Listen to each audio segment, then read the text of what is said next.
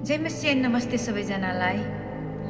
बुद्धिमान मानिसहरू चाहिँ त्यो अरे जसले चाहिँ अरूको जीवनमा है घटेका घटनाहरूबाट खराब होस् या असल होस् दुईटै घटनाहरू हेर्दै गर्दाखेरि चाहिँ त्यहाँबाट चाहिँ उनीहरूले शिक्षा लिन्छन् रे है।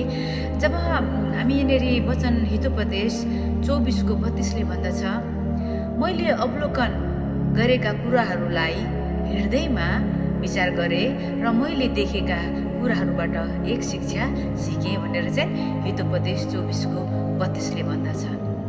अनि तपाईँ र मैले विशेष गरिकन चाहिँ हामीले जे कुराहरू अवलोकन गर्छौँ नि, त्यो कुराहरूलाई भनौँ, जे कुरालाई हेर्छौँ नि, त्यो कुरालाई हेर्दै गर्दाखेरि, अवलोकन गर्दै गर्दाखेरि या सुन्दै गर्दाखेरि चाहिँ झट्ट ल्याएर चाहिँ तपाईँ र मैले चाहिँ न्याय गर्दैनौँ, भनौँ न, जज गर्दैनौँ। तर उनीको कुराहरूलाई सुन्दै गरेको, हेर्दै गरेको र देख्दै गरेको कुरालाई हृदयबाट तपाईँ र मैले विचार गर्छौँ भने नि उनीहरूले गरिरहेको असल कुरा भनौँ न र या खराब कुरा दुईटै कुराबाट पनि तपाईँ र मैले चाहिँ शिक्षा लिँदो रहेछौँ। परमेश्वरको जीवित वचन हितोपदेश 24:32ले यहाँनिर यही नै भन्दछ।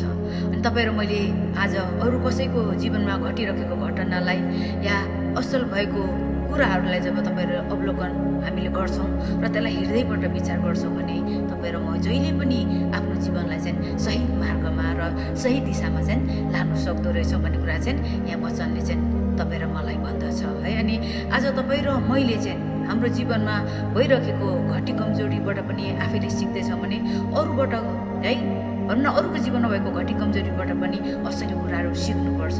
जज गर्नु या न्याय गर्नु चाहिँ तपाईँ र मैले मिल्दैन, किनभने तपाईँ र म यदि असल व्यक्ति बन्न चाहन्छौँ भने चाहिँ धेरै पढेर, धेरै जानेर, प्रशस्त ज्ञान बुद्धि भएर मात्र पनि हुँदैन रहेछ। तर तपाईँ र मैले चाहिँ अरूको है घटी कमजोरीबाट पनि, अरूको असल कुराहरूबाट पनि आँखाले देखेका र सुनेका कुरालाई हृदयबाट चाहिँ तपाईँ र मैले अवलोकन गर्छौँ भने, हृदयबाट भनौँ न विचार गर्छौँ भने चाहिँ तपाईँ र मैले पनि सही कुराहरू सिक्न सक्दो रहेछौँ। अनि बुद्धिमान मानिसहरू चाहिँ त्यो होइन जससँग चाहिँ प्रशस्त ज्ञान र बुद्धि छ। बुद्धिमान मानिसहरू चाहिँ त्यो जसले चाहिँ अरूको घटी कमजोरीबाट, आफ्नो घटी कमजोरीबाट असल कुराहरू गर्न सिक्दछ, आफ्नो जीवनलाई असल तरिकाले लिएर जाँदछ। परमेश्वरले हामी सबैजनालाई सहायता गर्नुभएको होस्।